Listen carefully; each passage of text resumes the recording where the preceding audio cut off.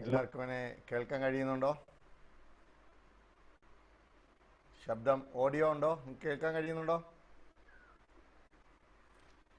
Okay. കർത്താവായ യേശു ക്രിസ്തുവിൻ്റെ നാമത്തിൽ എല്ലാവർക്കും എൻ്റെ സ്നേഹവന്ദനം അറിയിക്കുന്നു. ഇന്ന് രാത്രി വീണ്ടും ഈ ദൈവവചന പഠന ക്ലാസ്സുമായിട്ട് നിങ്ങളുടെ അടുക്കലെത്തുവാൻ ദൈവം തന്ന കൃപയ്ക്കായി ഞാൻ ദൈവത്തെ സ്തുതിക്കുന്നു.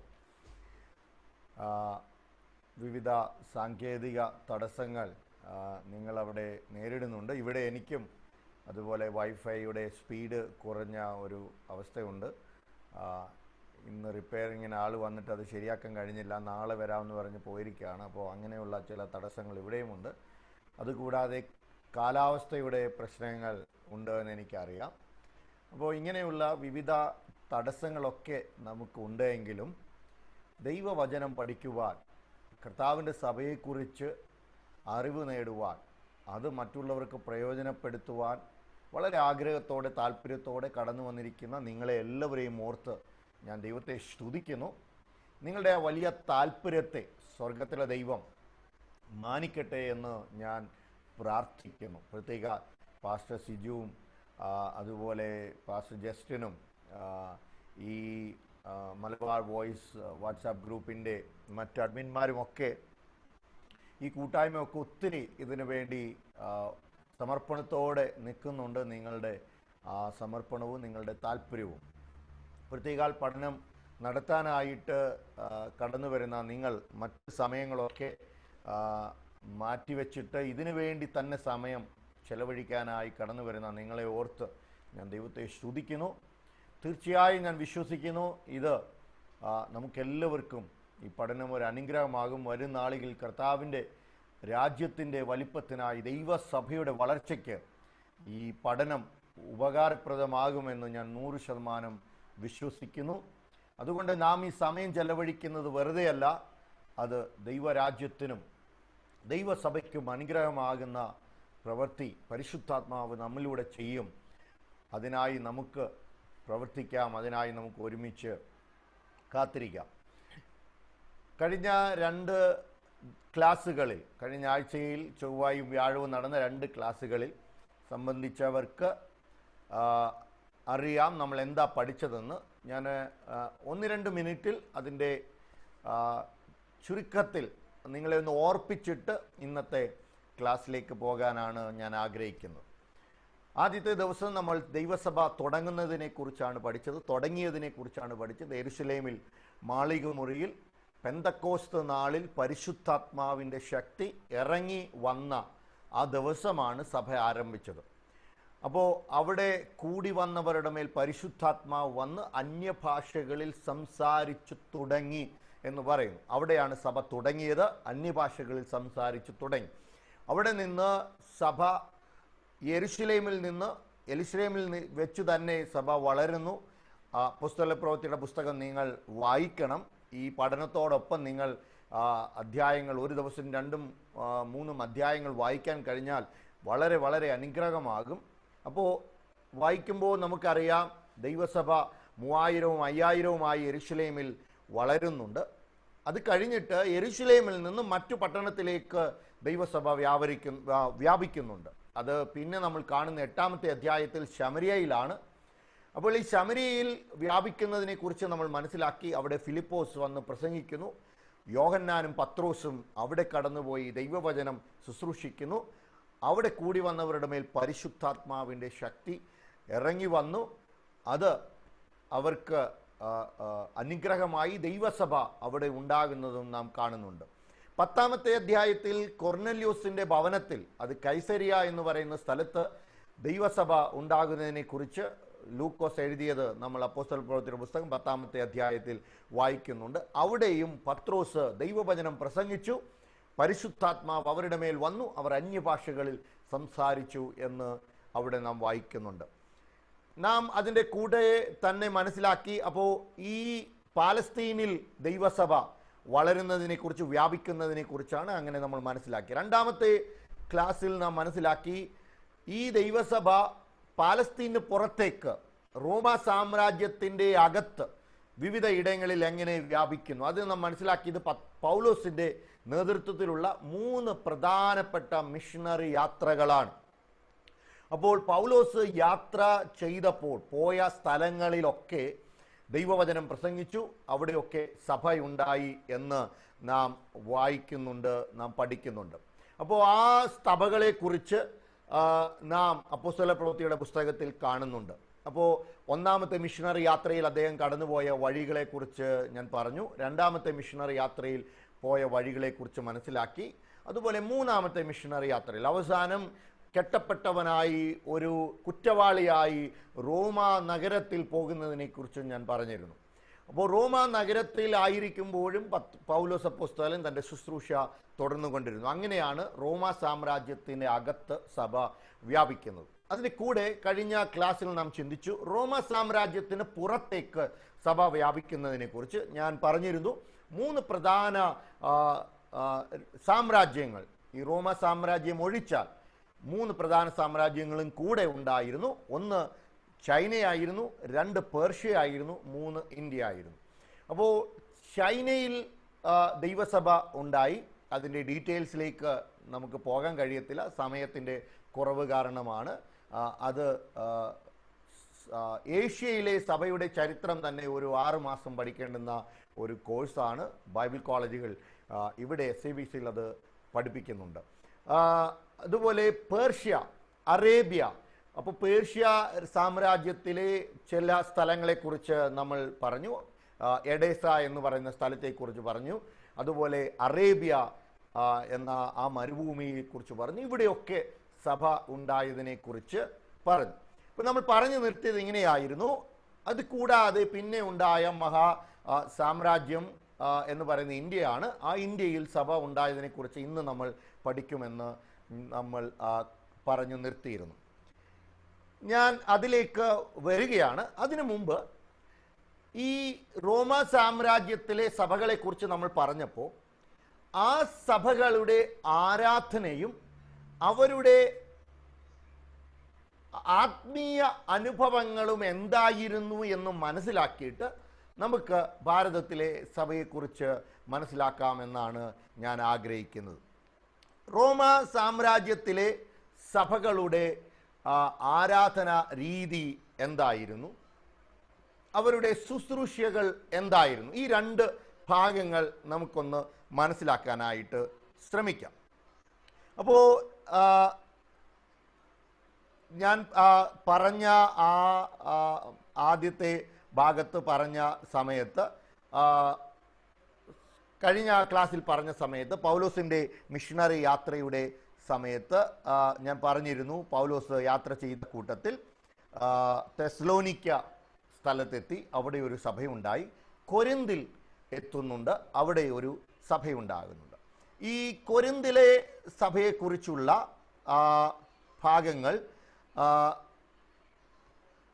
കൊരിന്തിലെ സഭയെക്കുറിച്ച് നാം കാണുന്നത് അപ്പോസ്തല പ്രവൃത്തിയുടെ പുസ്തകം 18-ാമത്തെ അധ്യായത്തിൽ പൗലോസ് അവിടെ ഏകദേശം ചില 18 മാസത്തോളം 1.5 വർഷത്തോളം അവിടെ താമസിക്കുന്നതായിട്ടും അവിടെ അദ്ദേഹം സഭ തുടങ്ങുന്നതായിട്ടും നമുക്ക് കാണാനായിട്ട് കഴിയും. ഞാൻ ആ സ്ക്രീൻ ഒന്ന് ഷെയർ ചെയ്ത് നിങ്ങളെ കാണിക്കുകയാണ്. ഇവിടെ ഈ കൊരിന്ത് എന്ന് പറയുന്ന ആ പട്ടണത്തിൽ പൗലോസ് തൻ്റെ മിഷണറി യാത്രയുടെ ഭാഗമായിട്ട് അവിടെ എത്തുമ്പോൾ ആ പട്ടണത്തിലെ, നിങ്ങൾക്ക് ആരോ കാണുമ്പോൾ അറിയാം, തൻ്റെ മിഷണറി യാത്ര തുടങ്ങി അവിടെ എത്തി. കൊരിന്ത് എന്ന് പറയുന്ന ആ പട്ടണത്തെ നിങ്ങൾക്ക് കാണാൻ കഴിയുന്നുണ്ട്. അവിടെ 18 മാസത്തോളം താമസിച്ച് സഭ ആരംഭിച്ചു. ഇനി മറ്റൊരു ചർച്ച് നിങ്ങളുടെ ശ്രദ്ധയെപ്പെടുത്തുവാൻ ഞാൻ ആഗ്രഹിക്കുന്നത് എഫെസസിലെ സഭയാണ്. അത് എഫെസസിലെ സഭ നിങ്ങൾക്ക് ഈ മാപ്പിൽ കാണാൻ കഴിയുന്നുണ്ട്. എഫെസസ് എന്ന് പറയുന്ന ആ പട്ടണത്തിൽ തൻ്റെ 3-ാമത്തെ മിഷണറി യാത്രയിൽ അദ്ദേഹം അവിടെ എത്തുമ്പോൾ ആ പട്ടണത്തിൽ ഒരു സഭയുണ്ടാകും. അപ്പോൾ കൊരിന്തിലെ സഭ, എഫെസസിലെ ഈ 2 സഭകളെ ഞാൻ ഉദാഹരണമായി എടുത്തതിൻ്റെ കാരണം നമുക്ക് വളരെ പരിചയമുള്ള 2 സഭകളാണ്. അപ്പോൾ ഈ സഭകളെ കുറിച്ച് നാം പഠിക്കുമ്പോൾ, മനസ്സിലാക്കുമ്പോൾ, ഈ കൊരിന്തിലെ സഭയെക്കുറിച്ച് മനസ്സിലാക്കുമ്പോൾ പൗലോസ് അപ്പോസ്തലൻ അപ്പോസ്തല പ്രവൃത്തിയുടെ പുസ്തകം അതിൻ്റെ 18-ാമത്തെ അധ്യായത്തിൽ ആ സഭ തുടങ്ങിയതിനെ കുറിച്ചുള്ള ചരിത്രം അവിടെ എഴുതിയിട്ടുണ്ട്. അതുകൂടാതെ 1 കൊരിന്ത്യർക്ക് എഴുതിയ ലേഖനത്തിൽ അദ്ദേഹം ഈ സഭയിൽ എങ്ങനെയാണ് ഈ സ്ഥലത്ത് സഭ തുടങ്ങിയതിനെ കുറിച്ച് അദ്ദേഹം അവിടെ പറയുന്നുണ്ട്. അവിടെ പറയുന്ന 1-ാമത്തെ അധ്യായത്തിലും 2-ാമത്തെ അധ്യായത്തിൽ പറയുമ്പോൾ അദ്ദേഹം പറയുന്നുണ്ട്, ഞാൻ വളരെ വാക്ചാതുര്യത്തോടെ വളരെ അറിവോടുകൂടി വലിയ പ്രസംഗം നടത്തിയൊന്നുമല്ല നിങ്ങളുടെ അടുത്ത് ഞാൻ ഈ സഭ തുടങ്ങുന്ന സമയത്ത് ഞാൻ എൻ്റെ അറിവൊന്നുമല്ല പങ്കുവെച്ചത്, മറിച്ച് ഞാൻ പ്രാപിച്ച ആ ദൈവശക്തി അതിൽ അടിസ്ഥാനപ്പെടുത്തി നിങ്ങളോട് ഞാൻ എൻ്റെ അനുഭവങ്ങൾ പറയുകയാണ് ചെയ്തത്. അപ്പോഴങ്ങനെ ആ അനുഭവത്തിലൂടെയാണ് ഈ സഭ ഉണ്ടായതെന്ന് അവരെ പൗലോസ് അപ്പോസ്തലൻ പ്രധാനമായിട്ടും പഠിപ്പിക്കുന്നുണ്ട്. 12-ാമത്തെ അധ്യായം മുതൽ 14-ാമത്തെ അധ്യായം വരെ അദ്ദേഹം ലേഖനത്തിൽ അദ്ദേഹം എഴുതുന്ന പ്രധാനപ്പെട്ട ഒരു വിഷയമുണ്ട്. അത് അന്യഭാഷയെക്കുറിച്ചായിരുന്നു. അപ്പോൾ അന്യഭാഷയെക്കുറിച്ച്, കൃപാവരങ്ങളെക്കുറിച്ച് പൗലോസ് അപ്പോസ്തലൻ അവർക്ക് ലേഖനം എഴുതുമ്പോൾ നാം മനസ്സിലാക്കേണ്ടുന്ന ഏറ്റവും പ്രധാനപ്പെട്ട ഒരു കാര്യം, അന്നത്തെ ഈ സഭയിൽ അല്ലെങ്കിൽ ഇതുപോലെയുള്ള മറ്റു സഭകളിൽ പ്രധാനപ്പെട്ട ആരാധനയുടെ ഭാഗമായിട്ടുള്ള ഒരു കാര്യമായിരുന്നു അന്യഭാഷയിൽ ദൈവത്തെ മഹത്വപ്പെടുത്തുക, ആരാധിക്കുക, ദൈവത്തോട് സംസാരിക്കുക എന്നുള്ളത്. പൗലോസ് അപ്പോസ്തലൻ കൊരിന്ത്യ ലേഖനത്തിൽ വളരെ വ്യക്തതയോടെ പറയുന്നുണ്ട്, ഈ അന്യഭാഷയിൽ സംസാരിക്കുക എന്ന് പറഞ്ഞാൽ എന്താണെന്ന്, അത് ദൈവത്തോടത്രേ സംസാരിക്കുന്നത് എന്ന് വ്യക്തതയോടെ അദ്ദേഹം പറയുന്നുണ്ട്. ഈ എഫെസോസിലെ സഭയെക്കുറിച്ച് നമ്മൾ അപ്പോസ്തല പ്രവൃത്തിയുടെ പുസ്തകം 19-ാമത്തെ അധ്യായത്തിലാണ് കാണുന്നത്. അവിടെ അദ്ദേഹം തൻ്റെ യാത്രയുടെ ഭാഗമായി ആ പട്ടണത്തിൽ എത്തുമ്പോൾ അവിടെ വെച്ച് അദ്ദേഹം ആ ദൈവവചനം ശുശ്രൂഷിക്കുന്നതിനോടൊപ്പം തന്നെ അവർക്ക് വേണ്ടി പ്രാർത്ഥിക്കുമ്പോൾ പരിശുദ്ധാത്മാവിൻ്റെ ശക്തി അവരുടെ മേൽ വരികയും അവരും അന്യഭാഷയിൽ സംസാരിച്ചു എന്നും നാം അവിടെ കാണുന്നുണ്ട്. അപ്പോൾ അന്നത്തെ ആരാധന രീതികളെക്കുറിച്ച് നാം മനസ്സിലാക്കുമ്പോൾ പ്രധാനപ്പെട്ട ഒരു എലമെൻ്റ്, വേർഷിപ്പിനകത്തുള്ള ആരാധനയിലുള്ള ഒരു പ്രധാന കാര്യമായിരുന്നു അന്യഭാഷയിലുള്ള ആരാധന എന്ന് പറയുന്നത്. ഇനി മനസ്സിലാക്കണം, ഞാനിത് പറയുമ്പോൾ നിങ്ങളുടെ ചിന്തയിൽ ഒരുപക്ഷെ വന്നു പോകാം, അപ്പോൾ വേറെ കുറേ സഭയുണ്ടായിരുന്നു, അതുകൂടാതെ ഒരു പെന്തക്കോസ്റ്റ് സഭയും അന്യഭാഷ പറയുന്ന സഭയും ഉണ്ടായിരുന്നു, അതാണല്ലോ ഇപ്പോഴുള്ളത്. ഇങ്ങനെയല്ല, അങ്ങനെ ഒരു ചിന്ത പോലും വരരുത്. കാരണം അന്നത്തെ സഭ എന്ന് പറയുന്നത് ഇത് മാത്രമേ ഉള്ളൂ.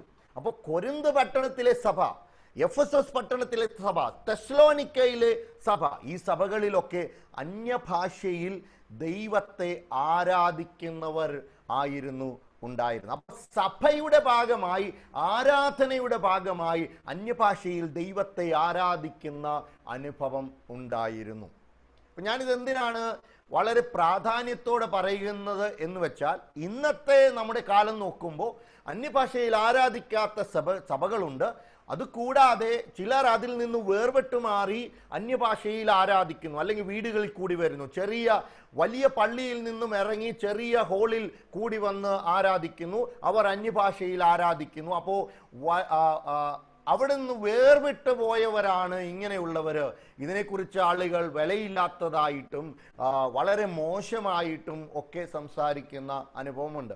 ഈ പെന്തക്കോസ്തിൻ്റെ അനുഭവത്തിലേക്ക് നമ്മുടെ നാട്ടിൽ നിന്ന് ദൈവജനം കടന്നു വന്ന നമ്മുടെ മുൻ തലമുറ, പ്രൈസ് ലോർഡ്, എൻ്റെ പിതാവിൻ്റെ ഒക്കെ കാലത്തുള്ള ആ തലമുറ വളരെ വളരെ വളരെ വളരെ ത്യാഗം സഹിച്ചാണ് ഈ അനുഭവത്തിൽ വന്നിട്ടുള്ളത്.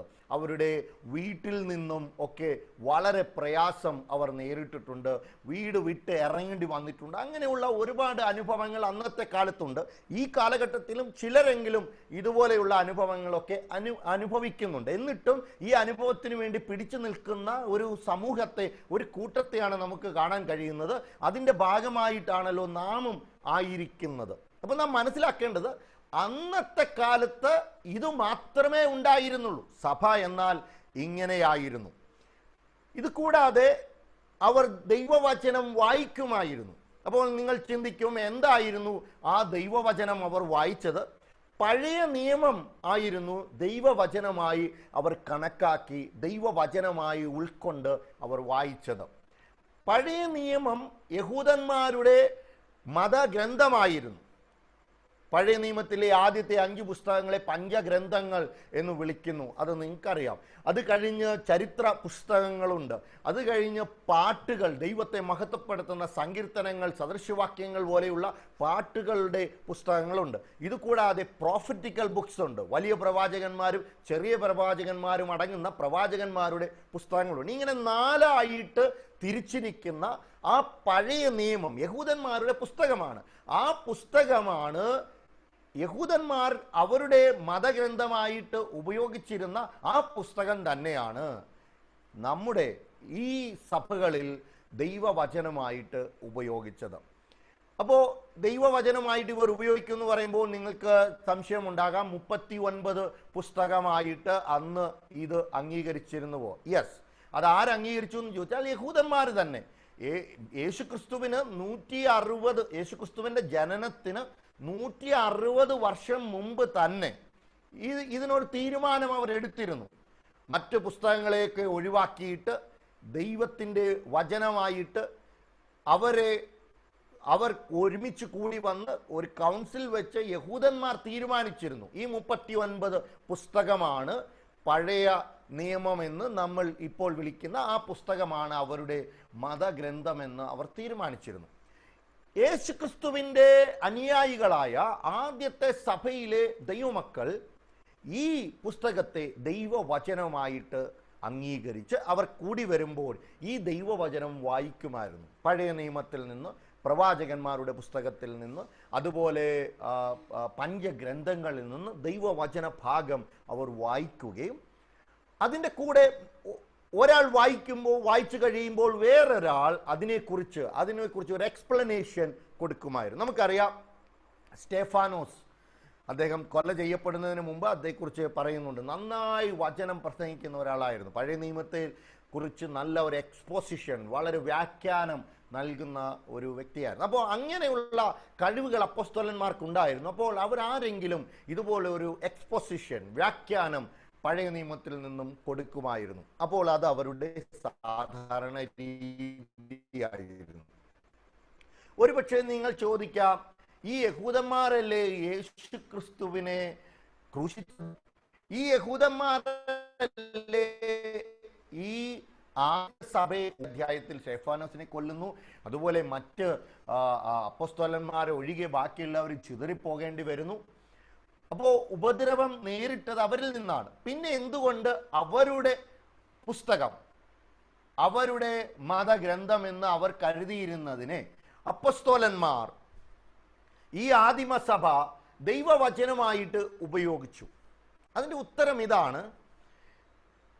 യേശു കർത്താവ് പഴയ നിയമത്തിൽ നിന്ന് പല ആവർത്തി ഉദ്ധരണികൾ എടുത്ത് ഉപയോഗിച്ചിട്ടുണ്ട്. യേശു കർത്താവ് ഉപയോഗിച്ചപ്പോഴൊക്കെ ദൈവവചനം ആണ് എന്ന് പറഞ്ഞ് ഉപയോഗിച്ചിട്ടുണ്ട്. നമുക്കറിയാം, കർത്താവിൻ്റെ ശുശ്രൂഷയുടെ പ്രാരംഭഘട്ടത്തിൽ തന്നെ ലൂക്കോസിന്റെ സുവിശേഷം 4-ാമത്തെ അധ്യായത്തിൽ നാം കാണുന്നുണ്ട്. പള്ളിയിൽ ചെന്നപ്പോൾ, സിനഗോഗിൽ വന്നപ്പോൾ യെശയ്യാ പ്രവാചകന്റെ പുസ്തകം എടുത്തിട്ട് അതിൽ നിന്ന് വായിച്ചു. അത് കഴിഞ്ഞിട്ട് പറഞ്ഞു, ഇത് നിവർത്തിയായി എന്ന്. ബദ്ധന്മാർക്ക് വിടുതൽ, കുരുടന്മാർക്ക് കാഴ്ച എന്ന് പറഞ്ഞിട്ട് ഇത് നിവർത്തിയായി എന്ന് യേശു കർത്താവ് പറയുമ്പോൾ അത് ദൈവവചനമായിട്ട് പറഞ്ഞിട്ടുണ്ട്. അപ്പോൾ ഇവർ എന്തുകൊണ്ട് പഴയ നിയമം ഉപയോഗിച്ചെന്ന് ചോദിച്ചാൽ കർത്താവ് തന്നെ ഇത് ദൈവവചനമായി അംഗീകരിച്ചു. അതുകൊണ്ട് ഇവർക്ക് അതിനൊരു പ്രയാസമുണ്ടായില്ല.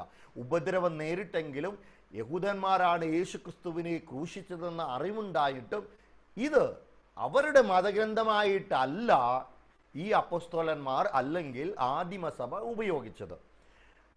അപ്പോസ്തലന്മാരും ആദിമസഭയും ഇതിനെ ദൈവവചനവുമായിട്ട് ഉപയോഗിച്ചു, അംഗീകരിച്ചു. 2, പഴയ നിയമത്തിൽ പറഞ്ഞിട്ടുള്ളതൊക്കെ യേശു ക്രിസ്തുവിലൂടെ അതിൻ്റെ പൂർത്തീകരണത്തിലേക്ക് എത്തുന്നു എന്നവർ വിശ്വസിച്ചു.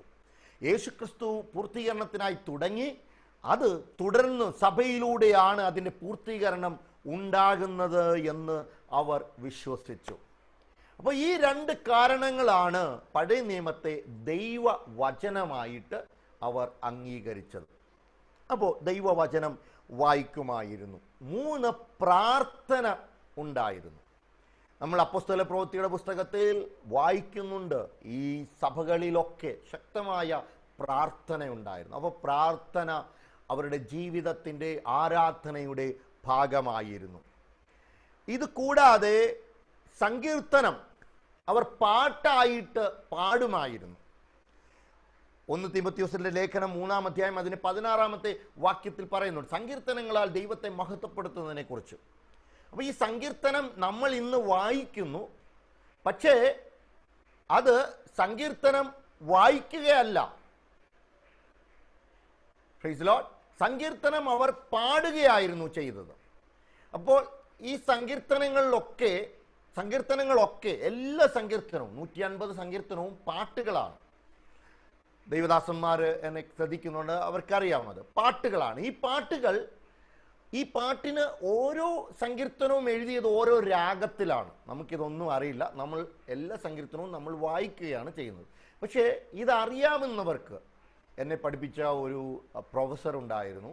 അദ്ദേഹത്തിന് ഈ പാട്ടുകൾ, അദ്ദേഹം അമേരിക്കയിലാണ്, അദ്ദേഹം എബ്രായ ഭാഷയിൽ അഗ്രഗണ്യനാണ്. അതുകൊണ്ട് ഈ പാട്ടുകളുടെ ട്യൂണ്, അതിൻ്റെ ആരംഭത്തിൽ തന്നെ അദ്ദേഹത്തിന് അത് മനസ്സിലാകും ഏത് ട്യൂണിലാണ് ആ പാട്ടെന്ന്. അതുകൊണ്ട് ആ ട്യൂണിലാണ് അദ്ദേഹം പാടുമായിരുന്നു. അപ്പോൾ ഈ സങ്കീർത്തനങ്ങൾ ഈ അപ്പസ്തോലന്മാർ, ആദിമസഭ, അതിൻ്റെ ട്യൂൺ അവർക്കറിയാമായിരുന്നു. അതുകൊണ്ട് അതായിരുന്നു അവരുടെ പാട്ടുകൾ എന്ന് പറയുന്നത്. അപ്പോൾ ആദ്യത്തെ സഭയിൽ ഇങ്ങനെയുള്ള ആത്മീയ അനുഭവങ്ങൾ ഉണ്ടായിരുന്നു. ഇനി എവിടെയാണ് ഇവർ ആരാധനയ്ക്ക് കൂടിയത്? ബിൽഡിങ്ങുകൾ ഉണ്ടായിരുന്നോ? ഇല്ല, ബിൽഡിങ്ങുകളില്ലായിരുന്നു. ഇവർ ആലയത്തിൻ്റെ പുറത്തായിട്ട്, നമ്മൾ 3-ാമത്തെ അധ്യായത്തിൽ കാണുന്നു പത്രോസ് യോഹന്നാനും ആലയത്തിലേക്ക് പ്രാർത്ഥനാ സമയത്ത് പോയി എന്ന്. ഈ ആലയത്തിനകത്ത് യഹൂദന്മാർ കൂടും, എന്നാൽ ആലയത്തിൻ്റെ പുറത്തു ഭാഗത്ത് ജാതികളായിട്ടുള്ള എന്ന് ബൈബിളിൽ പറയുന്ന, അല്ലെങ്കിൽ യഹൂദന്മാരല്ലാത്തവർ കൂടി വരുന്ന സ്ഥലമുണ്ട്. ആ സ്ഥലത്ത് ഈ അപ്പോസ്തലന്മാർ പോയി പ്രസംഗിക്കുകയും അവിടെ ഇടയ്ക്കൊക്കെ ഇവർ കൂടുമായിരുന്നു. അതുപോലെ സിനഗോഗ് എന്ന് പറയുന്ന, അല്ലെങ്കിൽ പള്ളി എന്ന് ദൈവവചനത്തിൽ ഉപയോഗിച്ചിരിക്കുന്ന ആ യഹൂദന്മാരുടെ ചെറിയ കൂടിവരവ് നടക്കുന്ന സ്ഥലം,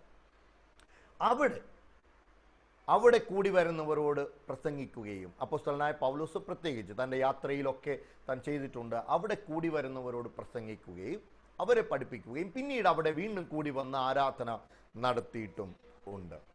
ഇത് കൂടാതെ അവരുടെ പ്രധാന ആരാധന സ്ഥലം എന്ന് പറയുന്നത് വീടുകളായിരുന്നു.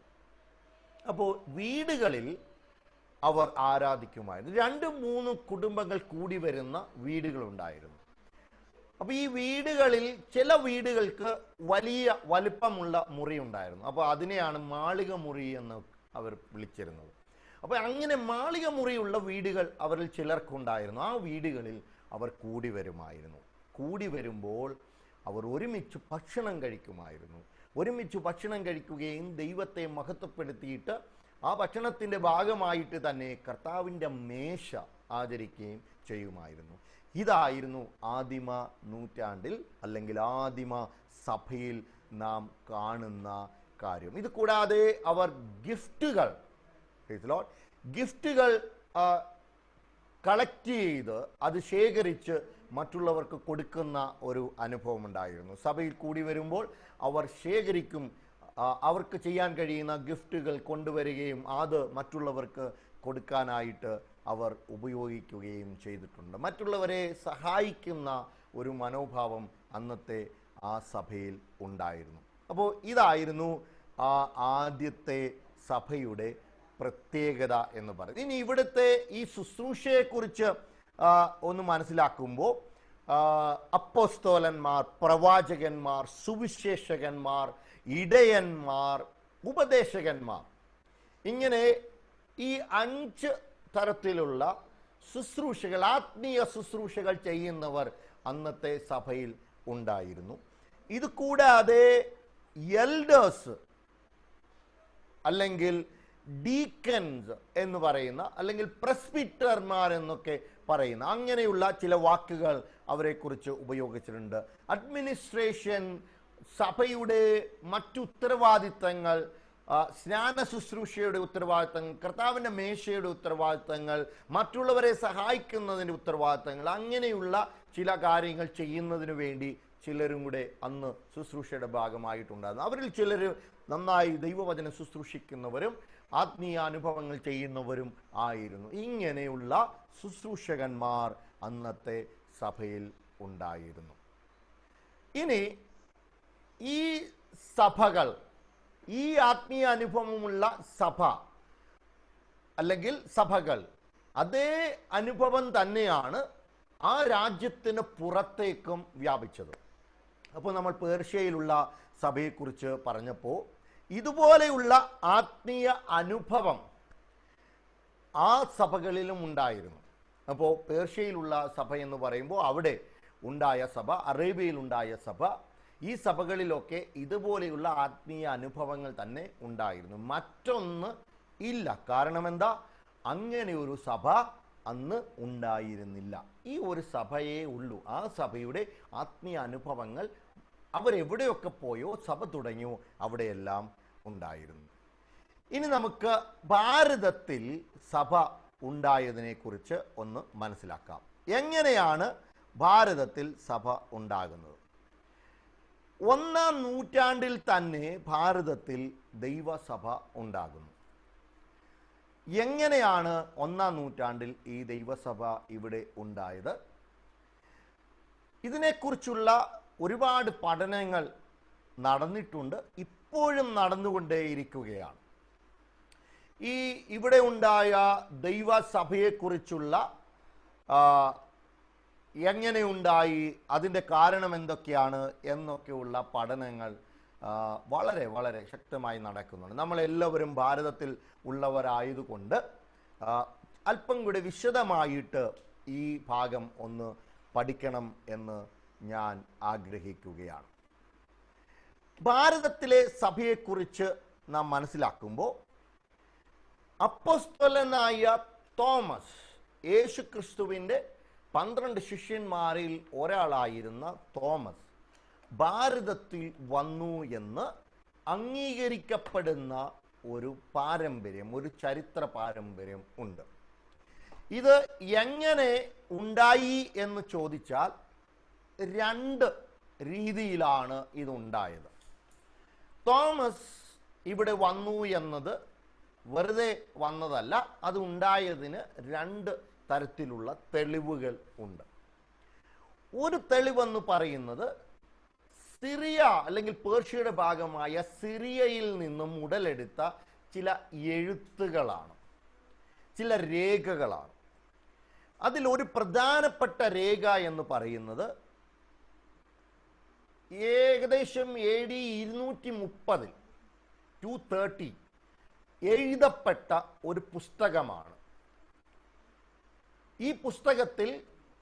ഈ പുസ്തകത്തിൻ്റെ പേര് ആക്ട്സ് ഓഫ് തോമസ് എന്നാണ്, തോമസിൻ്റെ പ്രവർത്തികൾ. അപ്പോൾ അപ്പോസ്തല പ്രവർത്തികളെ കുറിച്ച് നമുക്കറിയാം, അതുപോലെ തോമസിൻ്റെ പ്രവർത്തികൾ എന്നൊരു പുസ്തകമാണ്. ഈ പുസ്തകം സുറിയാനി ഭാഷയിലാണ് ആദ്യം എഴുതിയത്, പിന്നീട് ഇത് ഗ്രീക്ക് ഭാഷയിലേക്കും മറ്റു ഭാഷകളിലേക്കും തർജ്ജമ ചെയ്തിട്ടുണ്ട്. ഈ പുസ്തകത്തിൽ 14 അധ്യായങ്ങളുണ്ട്.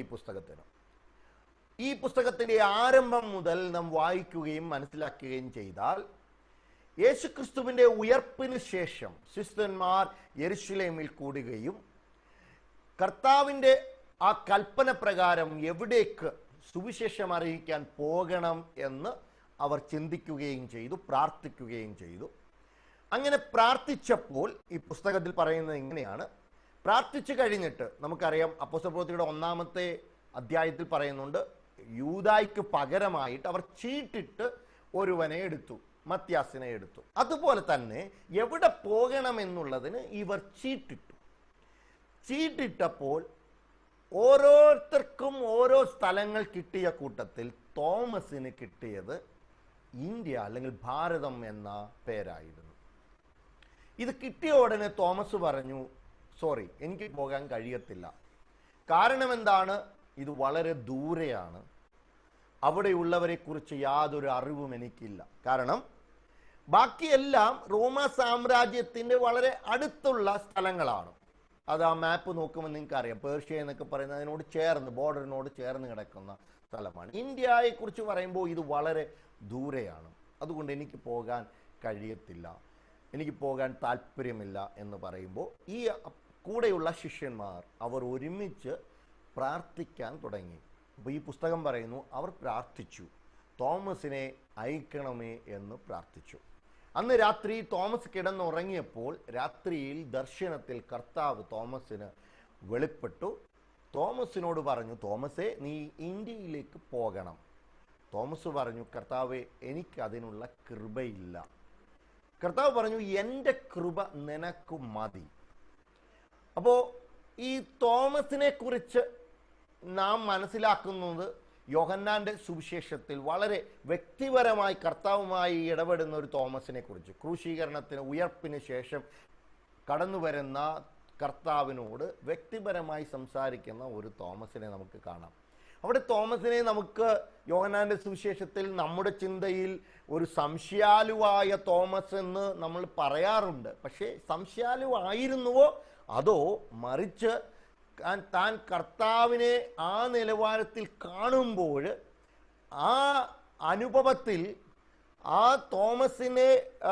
തോമസിൻ്റെ കർത്താവുമായുള്ള ആ ബന്ധത്തിൽ കർത്താവിനെ കുറച്ചും കൂടെ അടുത്തറിയാനുള്ള ഒരു ആഗ്രഹം കൊണ്ടാണോ അങ്ങനെ സംശയിച്ചത്, അല്ലെങ്കിൽ അങ്ങനെ സംസാരിച്ചത് എന്ന് നാം ചിന്തിക്കേണ്ടിയിരിക്കുന്നു. അപ്പോൾ തോമസ് ഈ കർത്താവേ എന്ന്, ദൈവമേ, എൻ്റെ ദൈവവും കർത്താവേ എന്ന് തോമസാണ് ശിഷ്യന്മാരുടെ കൂടത്തിൽ വിളിക്കുന്നത്, മറ്റാരും അങ്ങനെ വിളിക്കുന്നില്ല. അപ്പോൾ ആ ഒരു ദൈവമേ എന്ന് വിളിക്കത്തക്കനോട് ബന്ധമുള്ള തോമസ് കർത്താവിനോട് പറഞ്ഞു, എനിക്ക് കഴിയത്തില്ല എന്ന് പറയുമ്പോൾ കർത്താവ് പറയുന്നത്, എൻ്റെ കൃപ നിനക്ക് മതി. അങ്ങനെ തോമസ് തീരുമാനിച്ചു, ഞാൻ ഭാരതത്തിലേക്ക് പോകാം. അപ്പോൾ എങ്ങനെ പോകുമെന്ന് തോമസിന് അറിയില്ല. അങ്ങനെ തോമസ് പാലസ്തീനിൽ വെച്ച് ഒരു കച്ചവടക്കാരനെ കാണുകയാണ്. അപ്പോൾ ആ കച്ചവടക്കാരൻ പറയുന്നു, ബിസിനസ്സുകാരനാണ് അദ്ദേഹം, ഇന്ത്യക്കാരനാണ്, ഇന്ത്യയിൽ നിന്ന് അവിടെ വന്നതാണ്, ഹാബാൻ എന്നാണ് അദ്ദേഹത്തിൻ്റെ പേര്. അദ്ദേഹം പറയുന്നു, എനിക്ക് ഞങ്ങളുടെ നാട്ടിലെ രാജാവിന് വലിയൊരു കൊട്ടാരം പണിയണം, അതിന് അറിയാവുന്ന നല്ല ഒരു പണിക്കാരനെ വേണം. ഇതറിഞ്ഞ് തോമസ് പറയുന്നു, ഞാൻ ആ പണി നടത്താൻ ഞാൻ തയ്യാറാണ്, ഞാൻ അതിനുവേണ്ടി ഭാരതത്തിലേക്ക് വരാം, ഞാൻ ഭാരതത്തിൽ വരാൻ ആഗ്രഹിക്കുന്ന ആളാണ്. അങ്ങനെ അദ്ദേഹത്തിൻ്റെ കൂടെ തോമസ് ഭാരതത്തിൽ വരുന്നു. ഇവിടെ വെച്ച് ഭാരതത്തിലെ നോർത്ത് ഇന്ത്യയിൽ ഉണ്ടായിരുന്ന, പ്രത്യേകിച്ച് ഇന്നത്തെ പാകിസ്ഥാൻ്റെ ചില ഭാഗങ്ങൾ, അഫ്ഗാനിസ്ഥാൻ്റെ ചില ഭാഗങ്ങൾ, ആ ഭാഗങ്ങളുടെ ആ സ്ഥലങ്ങളെ പാർത്തിയ എന്ന ഒരു പാർത്തിയൻ കിങ്ഡം എന്ന ഒരു രാജ്യം എന്നാണ് അറിയപ്പെടുന്നത്. ഈ രാജ്യത്ത് ഒരു രാജാവ്, അദ്ദേഹത്തിൻ്റെ പേര് ഗോണ്ടോഫോറസ് എന്നാണ്, ഗോണ്ടോഫോറസ്. ഈ രാജാവിൻ്റെ അടുത്ത് കൊണ്ടുവരുന്നു. രാജാവ് ധാരാളം പണം കൊടുത്തിട്ട് അദ്ദേഹം ഒരു യാത്ര പോവുകയാണ്, നല്ല ഒരു കൊട്ടാരം പണിയണം എന്ന് പറഞ്ഞിട്ട്.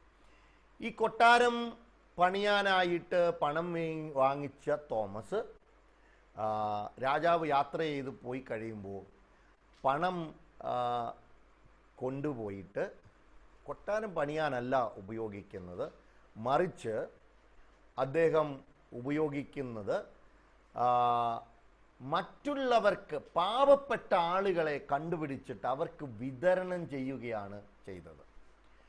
അപ്പോൾ തോമസ് ചെയ്തപ്പോൾ ഈ പണം മറ്റുള്ളവർക്ക് വിതരണം ചെയ്തിട്ട് കൊട്ടാരം പണിയാതെ ഇരിക്കുമ്പോൾ രാജാവ് തിരിച്ചു വന്ന് കൊട്ടാരം എവിടെ എന്ന് ചോദിക്കുമ്പോൾ തോമസ് പറയുന്നു, ഞാൻ കൊട്ടാരം പണിതത് സ്വർഗത്തിലാണ് എന്ന് പറയുന്നു. രാജാവിന് അത് ഇഷ്ടപ്പെടുന്നില്ല. രാജാവ് തോമസിനെ ഉപദ്രവിക്കുന്നു. രാജാവ് തോമസിനെ കൽത്തുറങ്കിൽ അടയ്ക്കുന്നു. എന്നാൽ പിന്നീട് രാജാവിന് ബോധ്യമുണ്ടാകുന്നു, ഈ തോമസ് സാധാരണക്കാരനല്ല. തോമസ് പറഞ്ഞതിൽ വാസ്തവമുണ്ട്. അപ്പോൾ അതിനൊരു അവസരം തോമസിന് കിട്ടുന്നത് അയൽ രാജ്യത്തിലുള്ള ഒരു രാജാവ് അദ്ദേഹം തോമസിനെ തൻ്റെ രാജ്യത്തിലേക്ക്, ആ രാജാവിൻ്റെ പേര് മസ്ദി എന്നാണ്, ആ രാജ്യത്തിലേക്ക്, അല്ലെങ്കിൽ അത് ശരിക്കും പറഞ്ഞാൽ സൗത്ത് ഇന്ത്യയാണ്, സൗത്ത് ഇന്ത്യയിലേക്ക് ക്ഷണിക്കുന്നു. അങ്ങനെ തോമസ് ഇവിടെ വരുന്നു. തോമസ് രാജാവിൻ്റെ ഭാര്യയ്ക്ക് സൗഖ്യമില്ലാതെ, ശരിക്കും പറഞ്ഞാൽ ഭൂതബാധയായിരുന്നു. തോമസ് പ്രാർത്ഥിച്ചു, വിടുതലുണ്ടാകുന്നു. അങ്ങനെ രാജാവ് ഇവിടെ സുവിശേഷം അറിയിക്കാൻ അംഗീകരിക്കുന്നു. ഇങ്ങനെ ഈ പുസ്തകത്തിൽ എഴുതിയിട്ടുണ്ട്. പക്ഷേ ഈ പുസ്തകത്തിലെ എല്ലാ വിവരങ്ങളും ശരിയാണോ എന്ന് ചോദിച്ചാൽ അത് നമുക്കറിയില്ല. എന്നാൽ ഈ രാജാവ് ഉണ്ടായിരുന്നോ എന്ന് ചോദിച്ചാൽ ഇങ്ങനെ ഒരു രാജാവ് നോർത്ത് ഇന്ത്യയിൽ ഉണ്ടായിരുന്നു എന്നതിന് തെളിവുകൾ ഉണ്ട്. അവിടെ നിന്ന് കല്ലെഴുത്തുകൾ, സ്റ്റോൺ ഇൻസ്ക്രിപ്ഷൻ എന്ന് പറയും, കല്ലെഴുത്തുകൾ ഈ രാജാവിൻ്റെ പേരും രാജാവിനെ കുറിച്ചുള്ള ഡീറ്റെയിലുമായിട്ട് കല്ലെഴുത്തുകൾ ലഭിച്ചിട്ടുണ്ട്. ഇത് കൂടാതെ ഈ രാജാവിനെ കുറിച്ച് നമുക്ക് മനസ്സിലാകുന്നത് ഈ രാജാവിൻ്റെ പേരുള്ള, രാജാവിൻ്റെ ചിത്രമുള്ള സ്വർണ്ണ നാണയം ലഭിച്ചിട്ടുണ്ട്. ഈ സ്വർണ്ണ നാണയത്തിൽ നിന്ന് ഇങ്ങനെ ഒരു രാജാവ് അവിടെ ഉണ്ടായിരുന്നു എന്ന് പറയാൻ കഴിയുന്നുണ്ട്.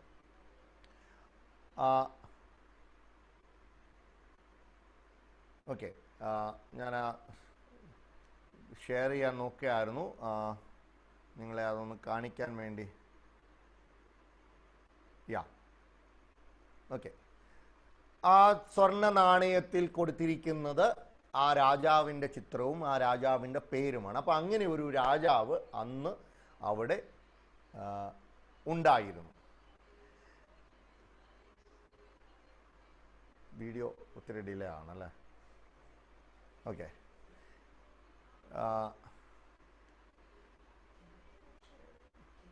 ശരി. ഞാൻ എന്നെ ശ്രദ്ധിക്കുന്നവരോടൊന്ന് ചോദിക്കട്ടെ, ഇടയ്ക്ക് വെച്ച് ഇൻ്റർനെറ്റിൻ്റെ ചെറിയ പ്രശ്നമുണ്ട്. നിങ്ങൾക്ക് കേൾക്കാൻ കഴിയുന്നുണ്ട്, കാണാൻ കഴിയുന്ന, വീഡിയോ ഡിലേ ആകുന്നുണ്ടെന്ന് തോന്നുന്നു അല്ലേ?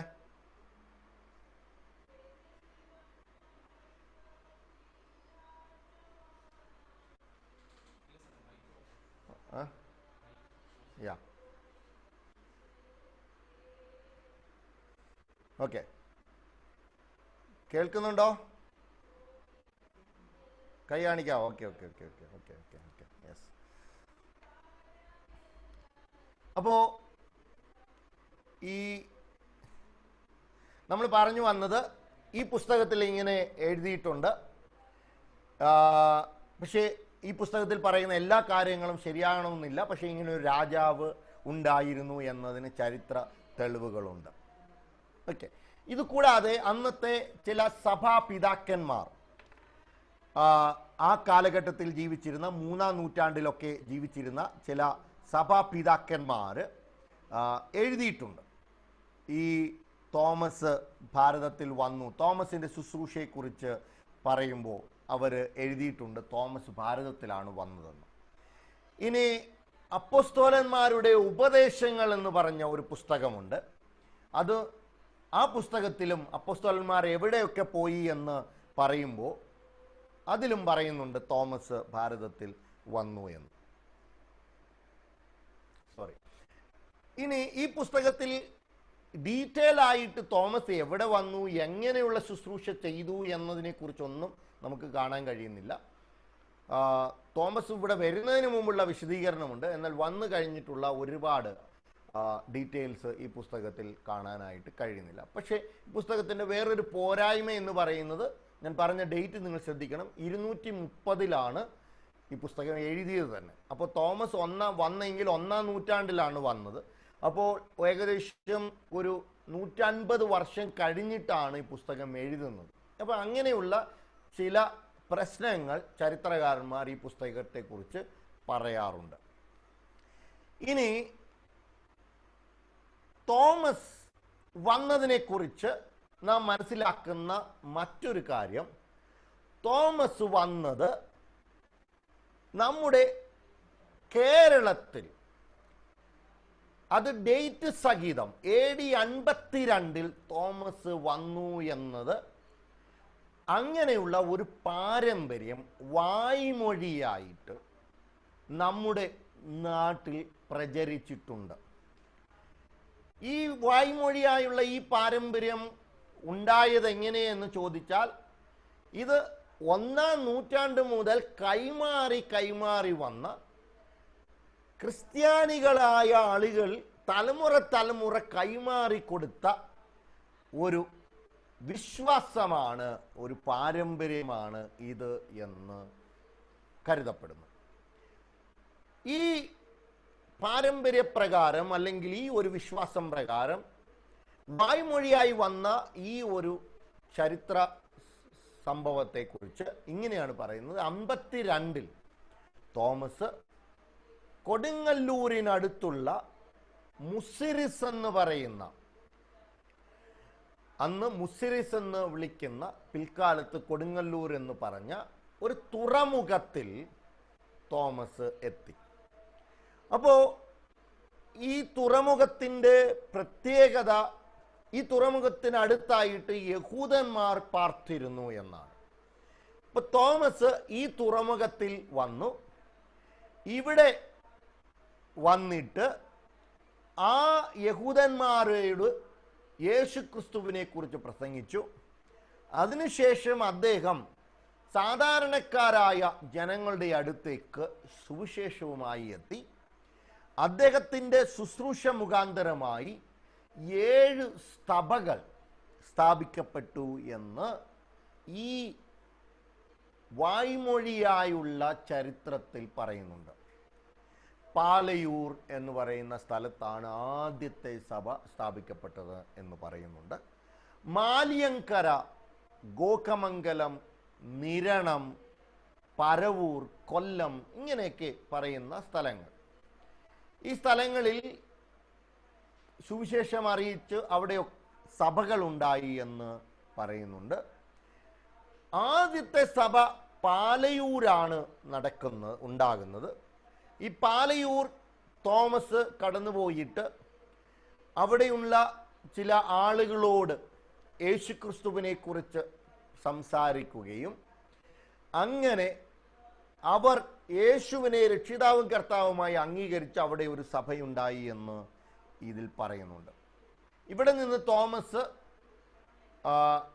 മൈലാപ്പൂർ എന്ന് പറയുന്ന തമിഴ്നാട്ടിലെ, ഇന്ന് മദ്രാസിൻ ഉള്ള സ്ഥലം, അവിടെ കടന്നുപോയി. അവിടെ ചില നാളുകൾ പാർത്തു. അവിടെ നിന്ന് തോമസ് നോർത്ത് ഇന്ത്യയിൽ പോയി. നോർത്ത് ഇന്ത്യയിൽ നിന്ന് ചൈനയിൽ പോയി വീണ്ടും മടങ്ങി വന്നു. ഏകദേശം 20 വർഷത്തോളം തോമസ് ഇവിടെ ഉണ്ടായിരുന്നു.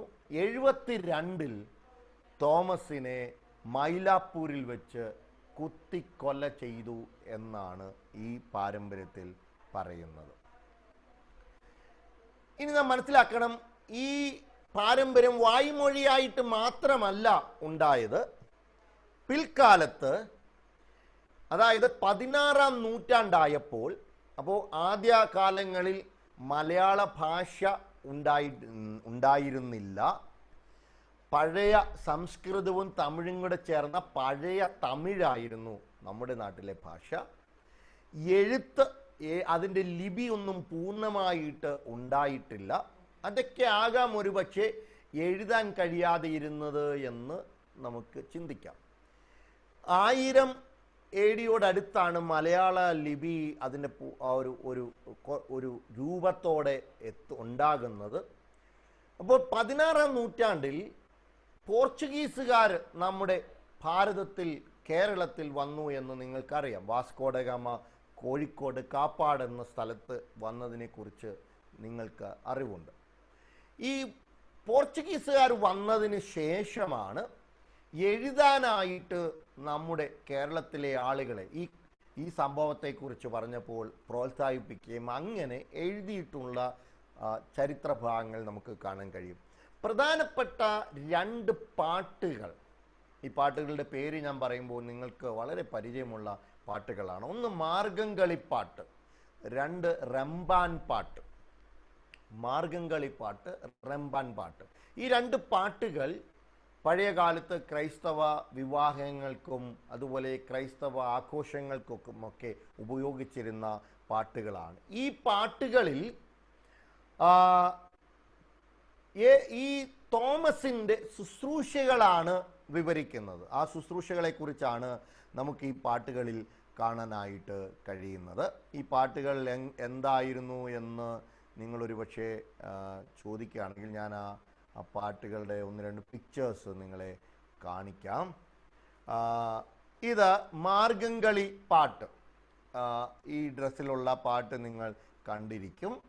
മാർഗംകളി പാട്ടിൻ്റെ മറ്റൊരു പിക്ചറാണിത്. അപ്പോൾ ഒരു വിളക്ക് നടുക്ക് വെച്ചിട്ട് ഇതിന് ചുറ്റും പെൺകുട്ടികൾ നടന്ന് ഡാൻസ് ചെയ്യുന്ന ഒരു കലാരൂപമാണ്.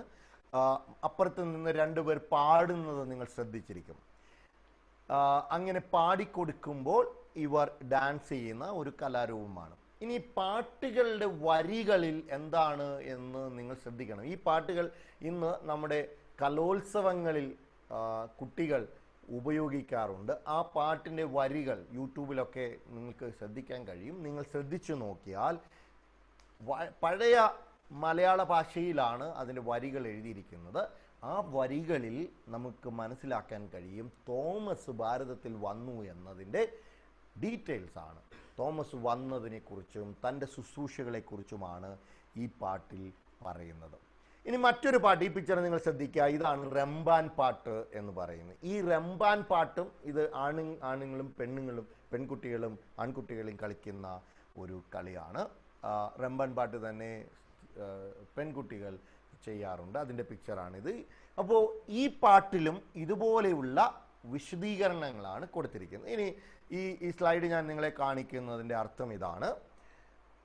ഈ റംബാൻ പാട്ട് എഴുതിയത് തോമസ് എന്ന് പറയുന്ന ഒരാളാണ്. 16-ാം നൂറ്റാണ്ടിൽ തോമസ് എന്ന് പറയുന്ന ഒരാളാണ് എഴുതിയത്.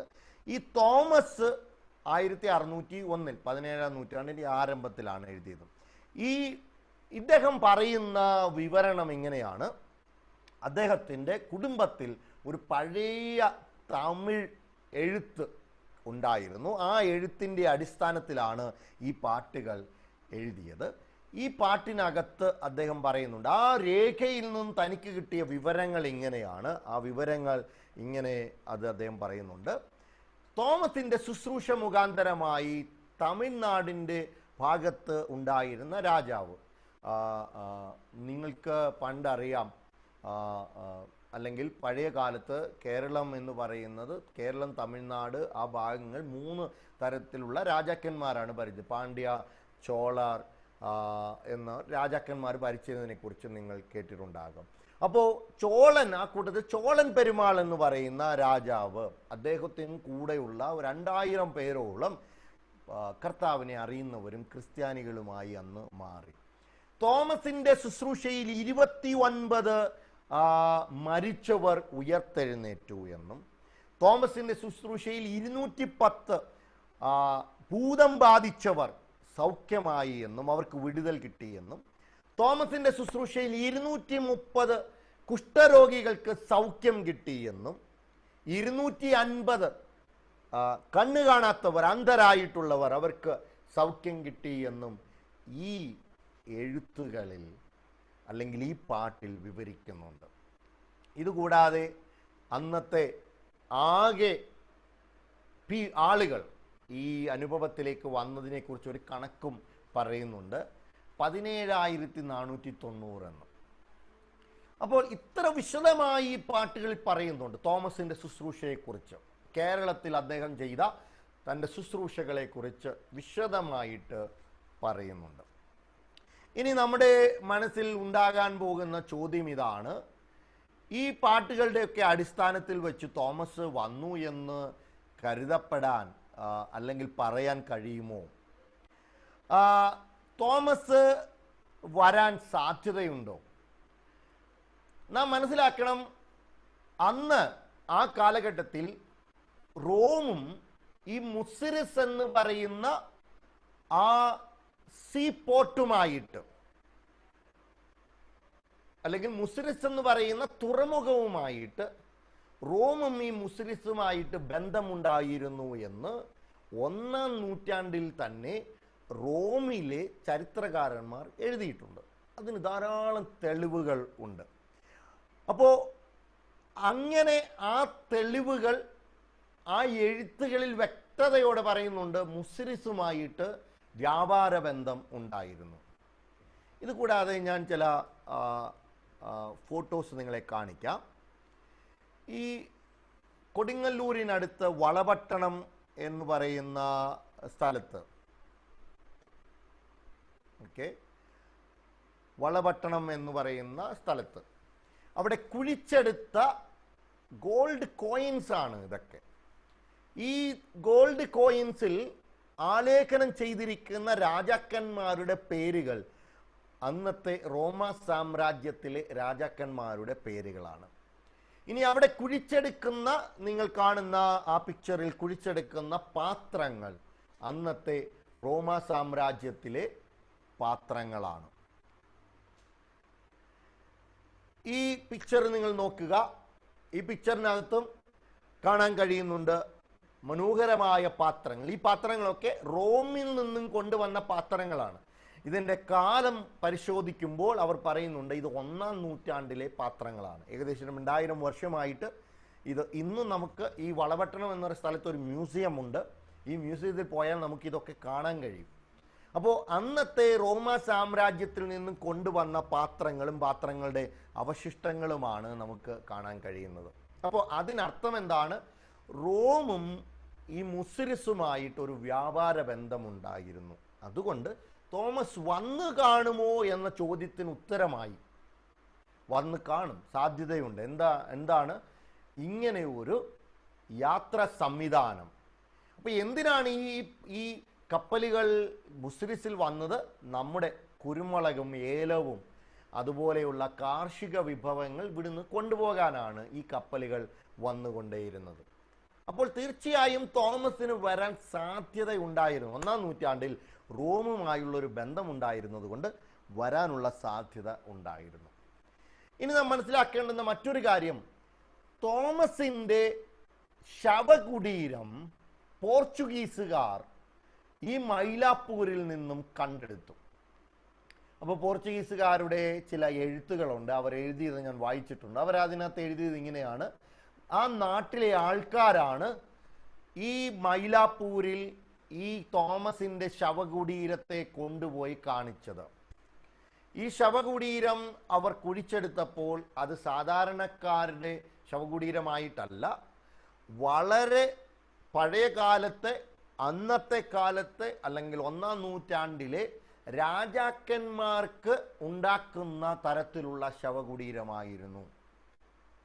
അപ്പോൾ രാജാക്കന്മാർക്ക് കൊടുക്കുന്ന തരത്തിലുള്ള ശവകുടീരം. അതുകൊണ്ടാണ് വലിയ കേടില്ലാതെ ആ ശവകുടീരം അവർക്ക് കുഴിച്ചെടുക്കാനായിട്ട് കഴിഞ്ഞത്. അപ്പോൾ ആ നാട്ടിലെ ആൾക്കാർക്ക് നൂറ്റാണ്ടുകളായി അറിയാവുന്ന ഒരു കാര്യമാണ് തോമസിൻ്റെ ശവകുടീരം. അത് പോർച്ചുഗീസുകാരെ കാണിച്ചു കൊടുത്തു. അവരതിനെ കുഴിച്ചെടുത്തു.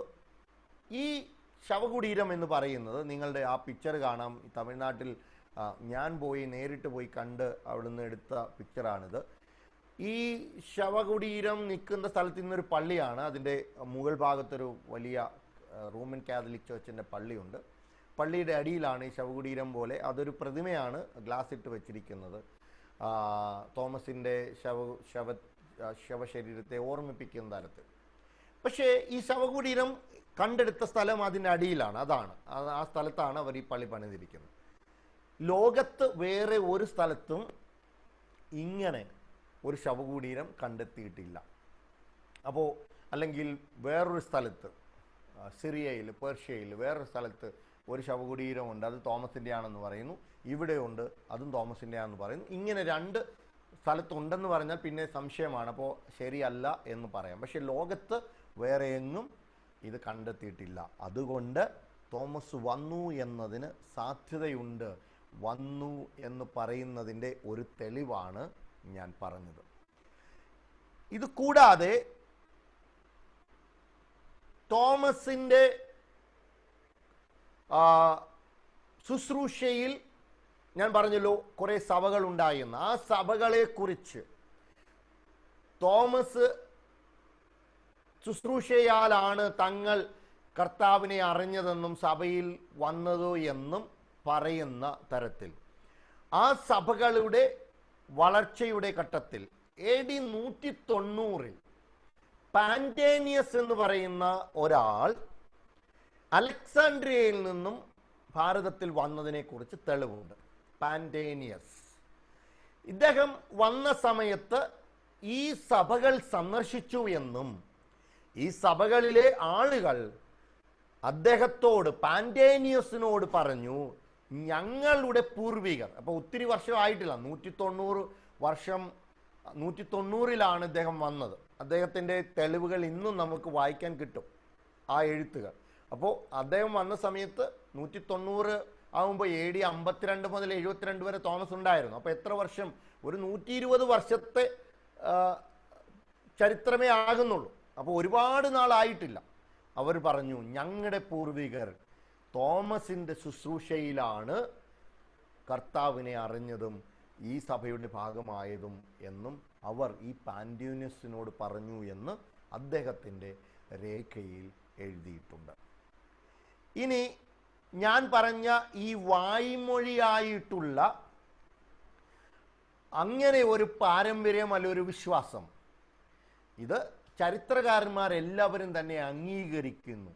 എന്തുകൊണ്ടാണെന്ന് ചോദിച്ചാൽ, ലോകത്ത് മറ്റൊരു സമൂഹവും മറ്റൊരു സ്ഥലത്തും ഇങ്ങനെ തോമസ് വന്ന് ശുശ്രൂഷിച്ചു, അത് മുഖാന്തരമായി ഒരു കൂട്ടം സഭയുണ്ടായി എന്ന് പറയുന്ന ഒരു ചരിത്രം ലോകത്തില്ല. അത് ഇവിടെ മാത്രമേ ഉള്ളൂ, അത് കേരളത്തിൽ മാത്രമേ ഉള്ളൂ.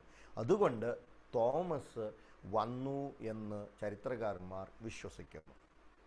ഓക്കെ, ഇനി പെന്തക്കോസ്ത് അനുഭവമുള്ള സമൂഹത്തിൽപ്പെട്ടവർ ചിലർ പറയാറുണ്ട്, ഇതൊരു പാരമ്പര്യമാണ്, ഇത് സാമുദായിക ആൾക്കാർ കരുതുന്ന ഒരു പാരമ്പര്യമാണ്, ഇത് നമ്മളുമായിട്ടൊരു ബന്ധമില്ല എന്ന് പറയാറുണ്ട്.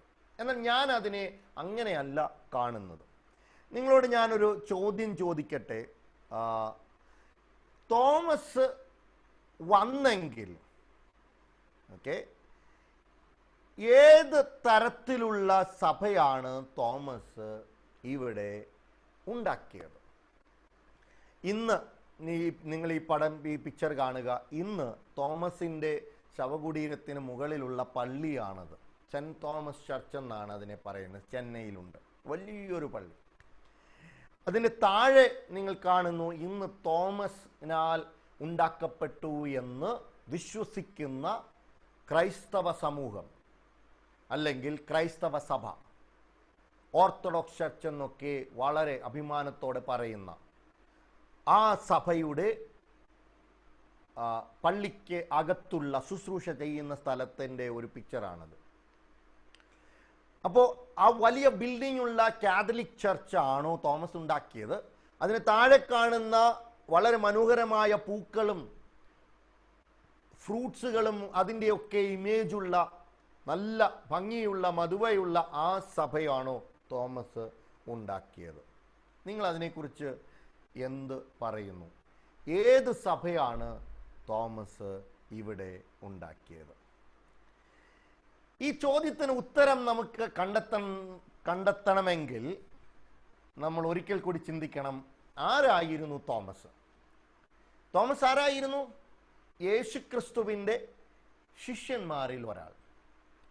കർത്താവായ യേശുക്രിസ്തുവിൻ്റെ ക്രൂശീകരണത്തിന് ശേഷം ഉയർപ്പി കഴിഞ്ഞിട്ടും ശിഷ്യന്മാരുടെ കൂട്ടത്തിൽ തോമസ് ഉണ്ടായിരുന്നു.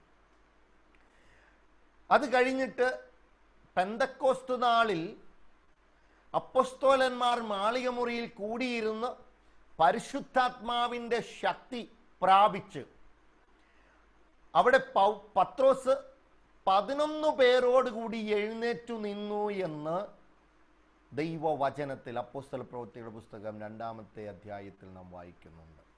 അപ്പോൾ പത്രോസിനോട് ചേർന്ന് നിന്ന 11 പേർ. അപ്പോൾ യൂദാ പോയിട്ട് യൂദായ്ക്ക് പകരം മത്യാസ് വന്നു. അങ്ങനെ 11 പേർ.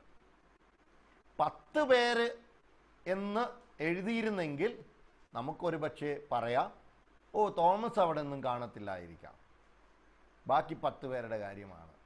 പക്ഷേ 11 പേരോട് കൂടി പത്രോസ് എഴുന്നേറ്റു എന്ന് പറയുമ്പോൾ ഉറപ്പായി തോമസ് അവിടെ ഉണ്ടായിരുന്നു.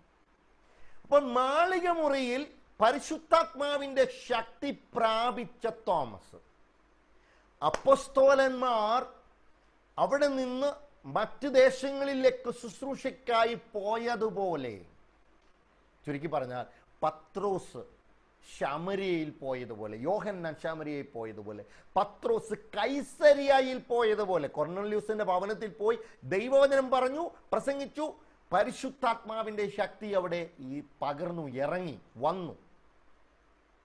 പൗലോസ് കടന്നുപോയെടുത്തൊക്കെ പരിശുദ്ധാത്മാവിന്റെ ശക്തി, അഭിഷേകം, ദൈവശക്തി വ്യാപരിച്ചതുപോലെ, അപ്പോസ്തലന്മാരുടെ ശുശ്രൂഷയിൽ അത്ഭുതങ്ങളും അടയാളങ്ങളും നടന്നതുപോലെ, ആ സഭകളിൽ അതൊക്കെ ഉണ്ടായതുപോലെ, അതേ കാലത്ത് തോമസ് ഭാരതത്തിലേക്ക് വന്നു.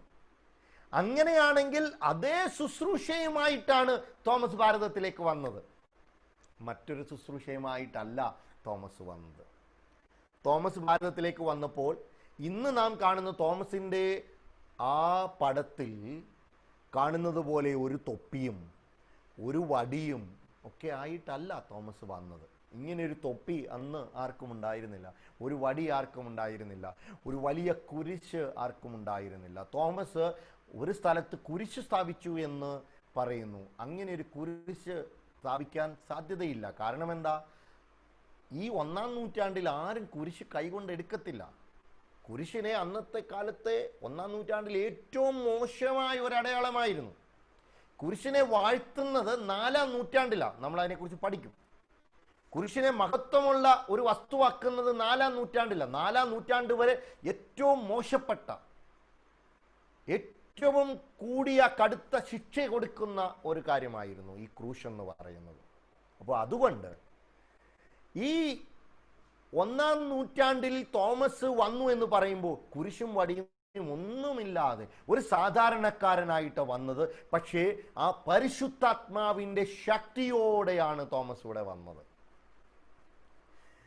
ഇനി തോമസിന്റെ ശുശ്രൂഷയെക്കുറിച്ച് ആ പാട്ടിനകത്ത് വിവരിക്കുന്നുണ്ടല്ലോ. മരിച്ചവർ ഉയർത്തെഴുന്നേറ്റു, ഭൂതഗ്രസ്തർക്ക് വിടുതലുണ്ടായി, കുഷ്ഠരോഗികൾക്ക് സൗഖ്യമുണ്ടായി, അന്ധർക്ക് വിടുതലുണ്ടായി. ആ പാട്ടിൽ പറയുന്നതൊക്കെ വാസ്തവമാണ്. കാരണം എന്താ?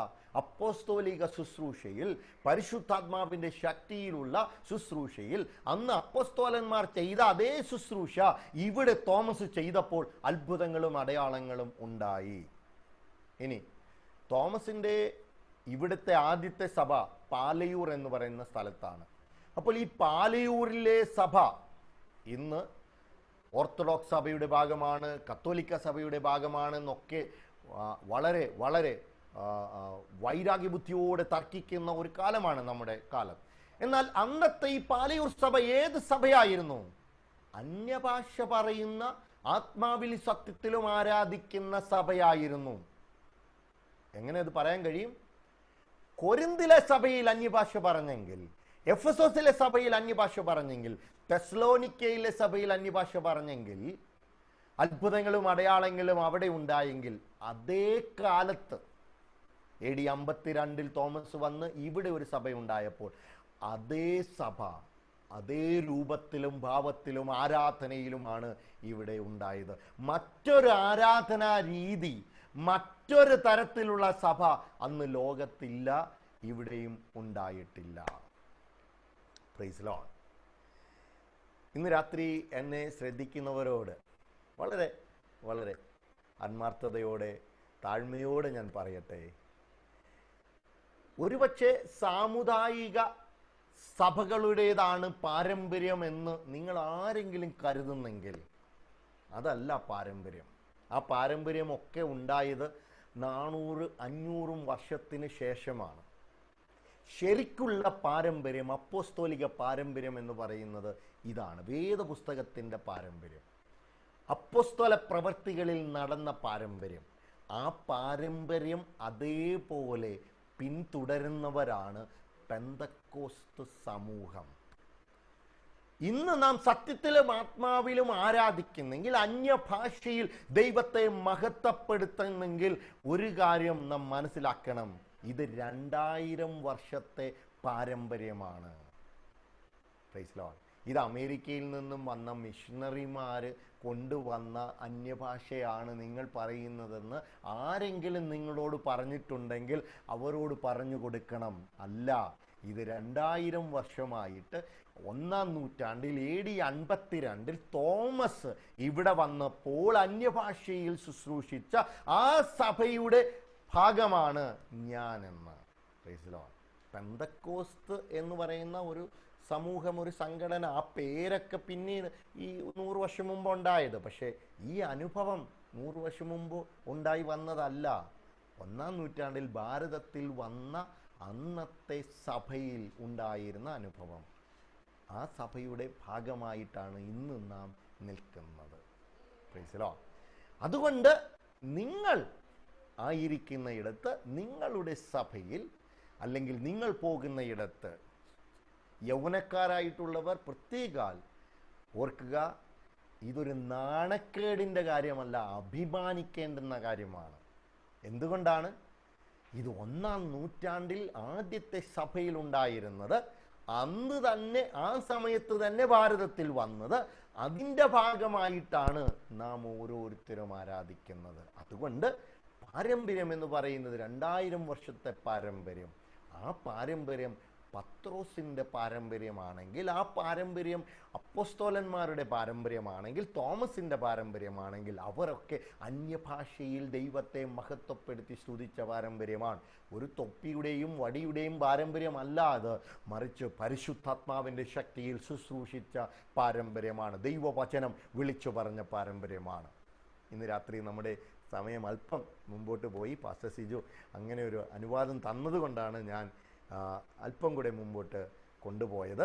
പ്രത്യേകം ഈ ടോപ്പിക്ക് ഇന്ന് അവസാനിപ്പിക്കണം, ഇന്ന് ഇത് നമ്മൾ പഠിച്ച് മനസ്സിലാക്കണമെന്നും ഞാൻ ആഗ്രഹിച്ചു. അതുകൊണ്ട് ഞാൻ ഇവിടം വരെയും ഈ ഭാഗം കൊണ്ടുവന്നു. ഇനി നമ്മൾ മനസ്സിലാക്കേണ്ടതും പഠിക്കേണ്ടതും, ഈ സഭ 1-ാം നൂറ്റാണ്ടിൽ ഈ കാലഘട്ടത്തിന് ശേഷം റോമാ സാമ്രാജ്യത്തിൽ വളരുമ്പോൾ അവർ നേരിട്ട പ്രതിസന്ധികൾ എന്തൊക്കെയായിരുന്നു, അവർ നേരിട്ട ഉപദ്രവം, എങ്ങനെയുള്ള ഉപദ്രവം, അതിനുശേഷം എന്തുണ്ടായി, ഉപദേശ രൂപീകരണം എങ്ങനെ ഉണ്ടായി, ഉപദേശത്തിൻ്റെ തെറ്റുകൾ എവിടെ നിന്നാണ് ഉണ്ടായത്, അങ്ങനെ നമ്മൾ പഠിക്കും. ആ കൂട്ടത്തിൽ തന്നെ, അതിനോട് ചേർന്ന് തന്നെ നമ്മൾ ഭാരതത്തിൽ ഈ സഭ, ഈ തോമസ് ഇവിടെ ഉണ്ടാക്കിയ ഈ സഭയ്ക്ക് എന്ത് സംഭവിച്ചു, ഇതിനുശേഷം ഇവിടെ ഉണ്ടായ മാറ്റങ്ങൾ എന്തൊക്കെയാണ്, ഇത് രണ്ടും കൂടെ നമ്മൾ ചേർത്ത് വെച്ച് പഠിച്ച് മുമ്പോട്ട് പോകാനാണ് ആഗ്രഹിക്കുന്നത്. ഇന്ന് രാത്രി ഈ ക്ലാസ്സിൽ അറ്റൻഡ് ചെയ്ത നിങ്ങളെല്ലാവരെയും കർത്താവ് അനുഗ്രഹിക്കട്ടെ എന്ന് ഞാൻ പ്രാർത്ഥിക്കുന്നു. ഈ പഠിച്ച ഭാഗങ്ങൾ നിങ്ങൾ ഓർക്കുക, നിങ്ങളത് പ്രയോജനപ്പെടുത്താൻ ശ്രമിക്കുക, മറ്റുള്ളവരോട് പറയാനായിട്ട് ശ്രമിക്കുക. അടുത്ത വ്യാഴാഴ്ച, ഈ വരുന്ന വ്യാഴാഴ്ച വീണ്ടും കടന്നു വരിക. ഇതിൻ്റെ തുടർച്ച നമുക്ക് പഠിക്കാനും മനസ്സിലാക്കാനും കഴിയും. ദൈവം നിങ്ങളെ ധാരാളമായി അനുഗ്രഹിക്കട്ടെ എന്ന് പ്രാർത്ഥിച്ചുകൊണ്ട് ഞാൻ എൻ്റെ വാക്കുകൾക്ക് വിരാമം ഇടുന്നു. Praise the Lord.